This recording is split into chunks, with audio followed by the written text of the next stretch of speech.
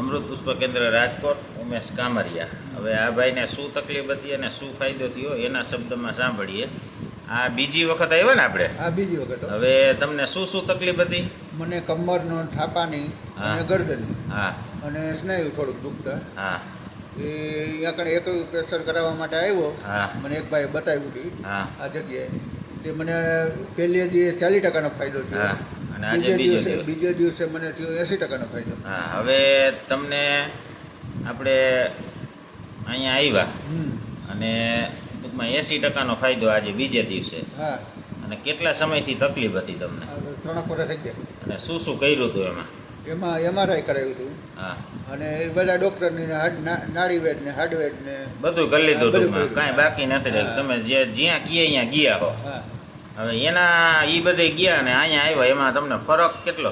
ફરક મને સંતોષ છે. સંતોષ છે ને? તો બીજાને શું કહેવા માંગો? ત્યાં આવવું, અહીંયા આવવામાં કાંઈ તમારું ખોટું નથી. તમને ફાયદો થયો એટલે કયો? હા, મને ફાયદો થયો એટલે હું કહું છું. બાકી તો તમે બીજાના કહેવાથી જ આવ્યા ને? હા, હું બીજાને કહેવાય કે બરાબર છે. હવે તમારું નામ? નામ કાનજીભાઈ માધવજીભાઈ જાદવ, ગામ? ગામ બેસ્ત.